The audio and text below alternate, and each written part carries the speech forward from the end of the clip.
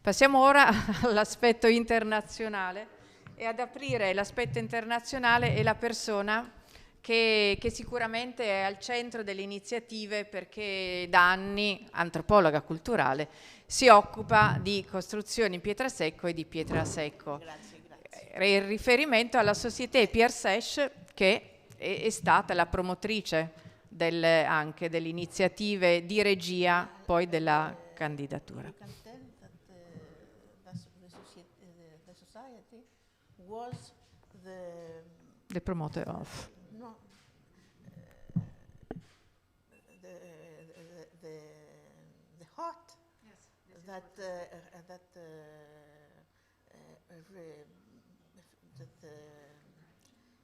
composed the network, and we still go on. It's not me, it's not you, it's everybody of us. Sì, è che appunto la società è quella che fa da raccordo tra le varie persone, tra le varie associazioni, che in Europa loro sono una delle più antiche, anche se non è il termine giusto, però c'è un'esperienza quasi trentennale, no? Sì, l'associazione. I will show it to you. Excuse me to speak in English. Normally I speak in French. Acovitsioti. And I am Greek, but I live in France and I work in the Mediterranean area indifferentially. Sans différence, okay. And I would like that Donatella says just in Italian the title of my presentation, so that you all can follow up what I say. And I think if you regard well on photos and on provenance, where the photos come from, and what are the things that join the ones or to others, you will understand what we try, but because we're a group, we're all over the world, and I do not think that one person can go on with such a task. So thank you, all of you, and thanks to all my colleagues. Donatella also. Thank you to you. Sì, il titolo voi l'avete sul programma italiano, ci sono in sala 2 programmi, uno totalmente scritto in italiano, l'altro totalmente scritto in inglese, per permettere di capire i temi che verranno trattati. E quello di Ada è passato e futuro della pietra secco, ritorno alle origini e prospettive innovative. Thank you. So I will treat here about 2 subjects: the appearance and the reappearance of similar notions, believings, working and lifestyles all over the world, all over human evolution. The second point is the coexistence and interference of craft and art in one and same activity, and you can see it here with compositions of an artist worldwide known and an artist unknown who did, I think, very sensitive and aesthetically interesting composition in a little river in our region in Provence. Aha.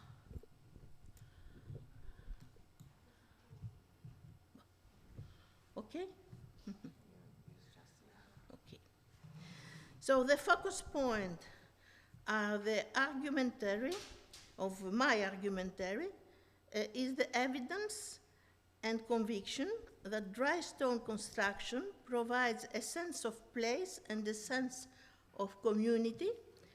I take this expression on our English, British colleagues, because it translates better the notion than the French terms. How this sense of place and sense of community goes is revealed. It's through its inherent characteristics, which are the same all over the world very frequently, and I detail them here. The moderate, continuous, reversible intervention on environmental conditions, and the necessity created by dry stone building up, the necessity of consultation and mutual aid by users and practitioners.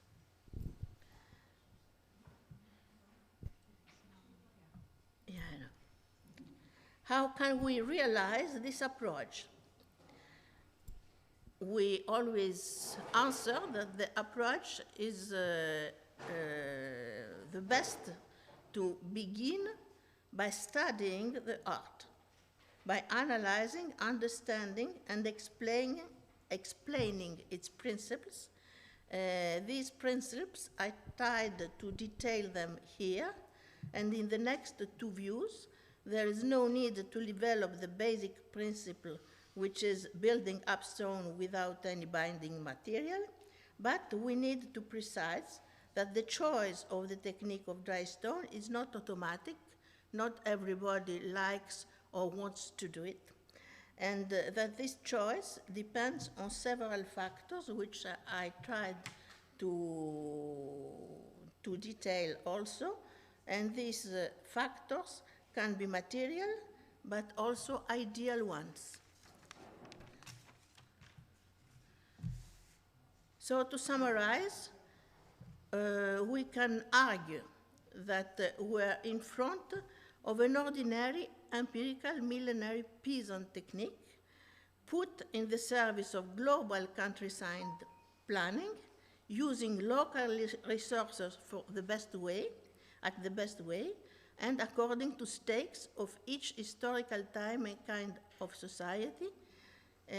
It's this last point that leads to diversity and geological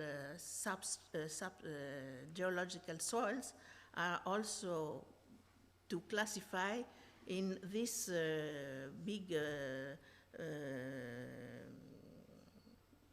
composition of factors that decide about or not using dry stone walling.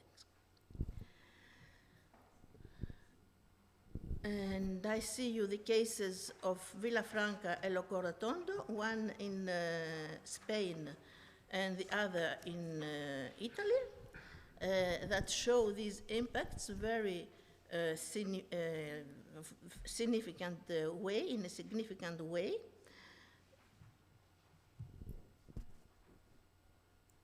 And these how can we say that these points are every time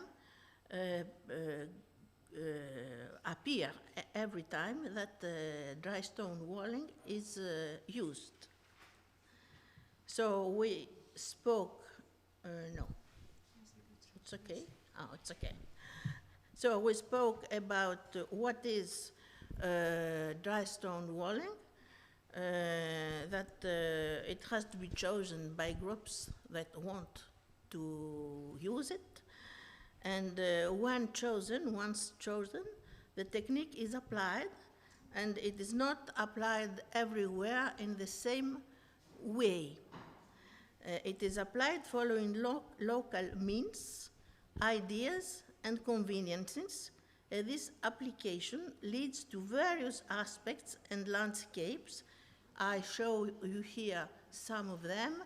For instance, the mineral landscape of the certain Cycladic islands.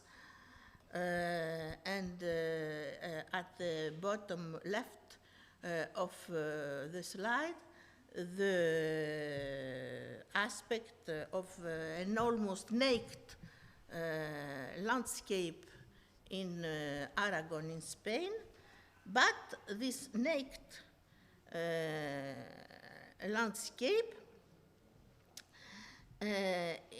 is very, very instructive when we approach walking through terraces and through lands, and we can discover very interesting and very numerous dry stone walks in it. And a third example, an apparently vegetable, only vegetable landscape, vineyards in French Provence. You have a general view and you have a detail, and you see that terraces, walls, huts, sheds are hidden near the borders or under vegetation. So it's dry stone walling, dry stone building up exists, but it is not seen as otherwhere. And the adaptability of the art is also shown by the distribution of dry stone walks in the same territory. Here I show you just an example in my field of work in Provence, where the same cabins are found in plateaus and summits and in the fond of valleys.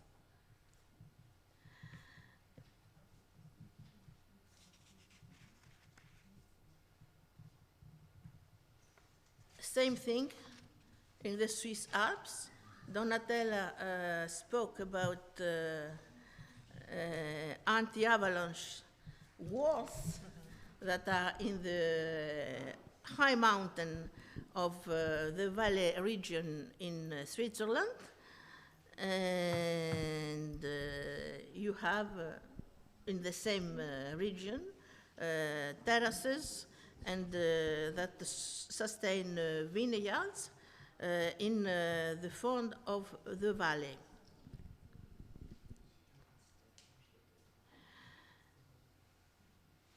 In the register of factions, we can also distinguish three categories, but for all times and all places.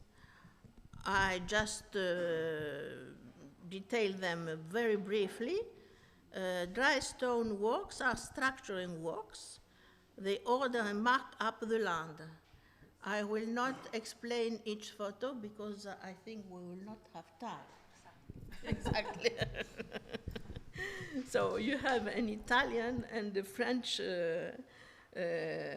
example that are similar, and they have analogies in the way of country planning. Structuring works for water, we have spoken, but you can see here examples of three of different regions, and of at the first glimpse, we think that it's the same thing, but no. There are water circulation and collection, but in one case, it comes through terraces. In other cases, it comes from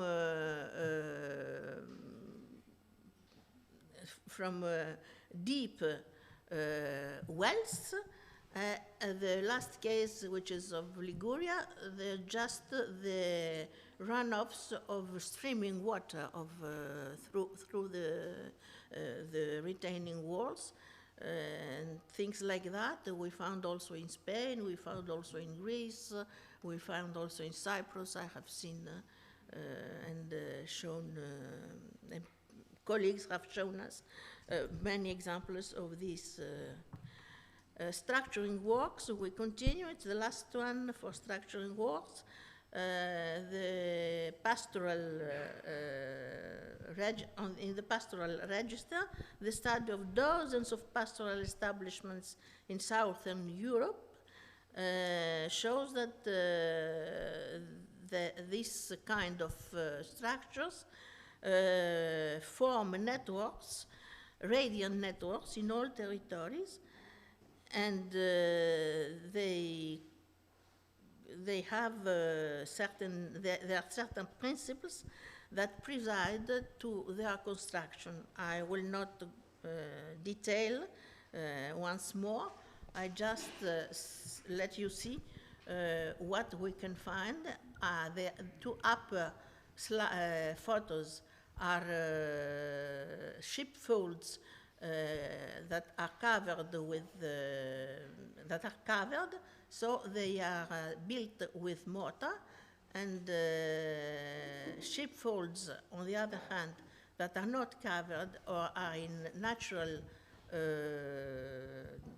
places such as caves or shelters, or they are always built with the dry stone technique. I will not do it 5 minutes. So yes. No, we don't have a chance. So the other register, we said that they are structuring works, they are unifying works because of common constructive methods and identical uses. Beeholes and bee houses and juniper oil kilns are examples that we show very frequently to show this kind of assertion. And the actuality of all these considerations we have said. The actuality, it means that things like that are actual till nowadays. So they lead us to admit that there's a usefulness and recognition of the art that goes on and that guarantees the future.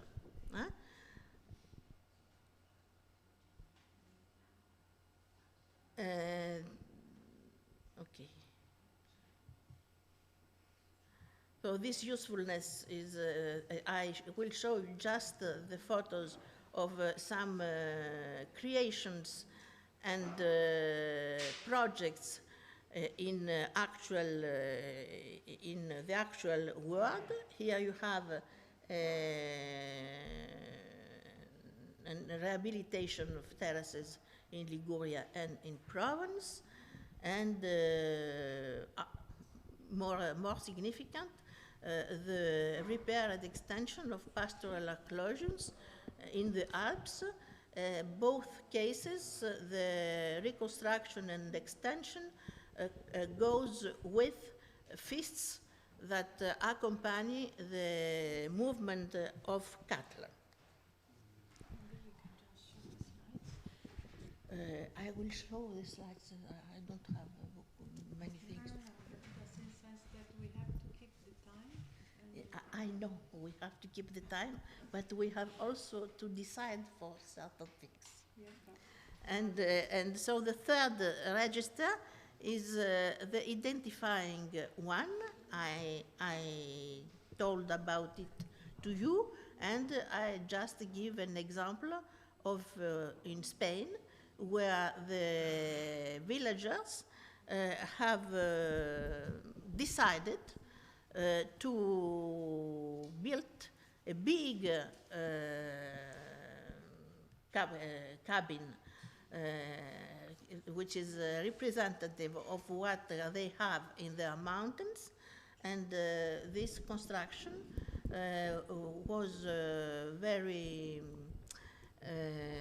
for many years, composed the entrance of the countryside of the Villafranca town, which you have seen in one of the first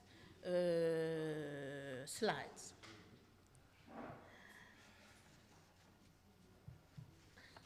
So, that's it. So, no, I have not finished. I just have to tell you that this study and this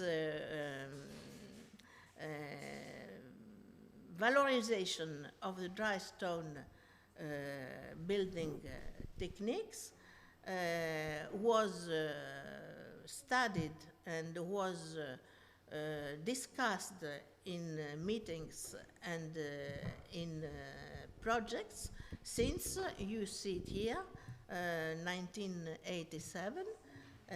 For 10 years, all the organization of the groups that were universitarian was informal, and in 1997, 1998, I just have two ones, we decided to officialize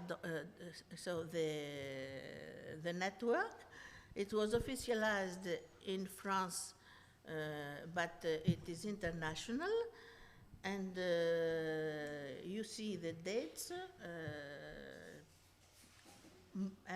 10 years or a year later, we tried to have the UNESCO inscription, which was decided since 2012, excuse me, 12. It was formalized at the Congress of Argostoli in Greece in 2016, presented at the UNESCO at 2018, and it was adopted at, I will not detail, it was adopted, but I think it is important of you to know what happened. So you have the committee of the UNESCO at Maurizio, and you have in the first photo up all representatives of the 8 countries. There are more of one for each one, and in the middle the Greek representative that reads the text, and then downstairs all people are very, very happy. And we are very, very happy. We cried. So I go on like that.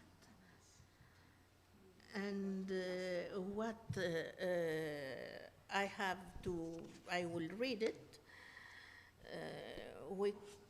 When we go through this, you have to decide the last slide. Yeah, it's the last one. This one? No.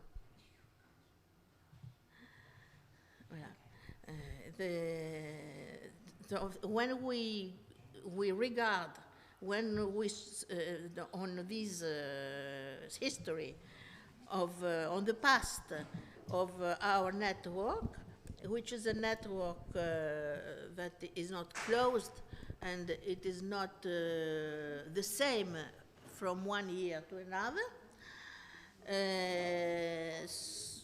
We come back. It's a pity that I haven't show you some of the previous slides, but it doesn't matter.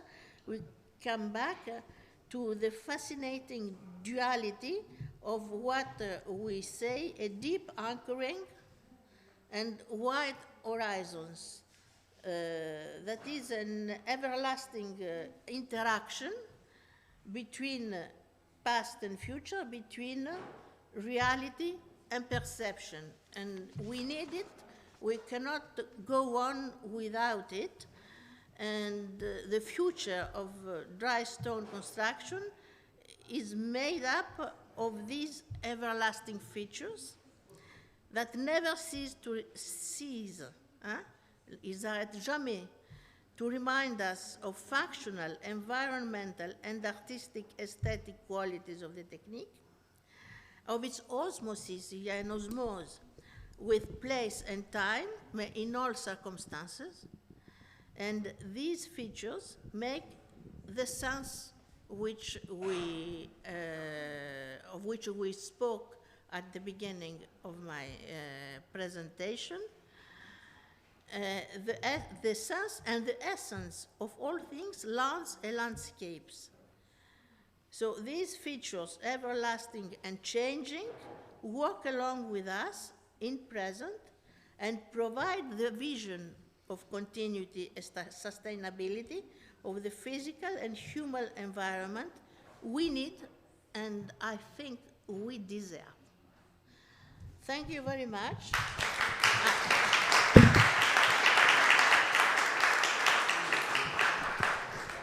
We wait all of you at the next Congress, the 18th, which will be held in France at Vaucluse, at Goult, next October 2023. And I hope Donatella and the ITLA organization, international and national, that we will be able to create officially between us and with all our colleagues the international board for going up with the UNESCO inscription. Thank you so much. Thank you, Ada.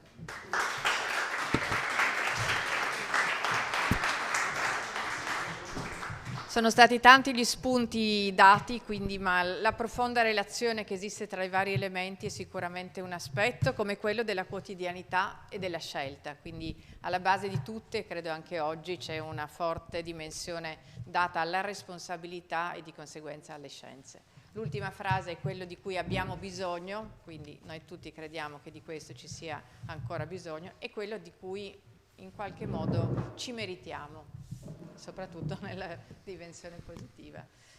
L'invito è quello di costituire un International Board. Già oggi una delle proposte era quella di cominciare a conoscersi per far sì che anche a livello istituzionale e a livello Europa, e poi vabbè in crescendo perché UNESCO è internazionale, ci sia effettivamente una rappresentanza e soprattutto una rappresentanza delle comunità di riferimento, perché tutta l'operatività dell'arte della costruzione in pietra secco prenda effettivamente rilievo.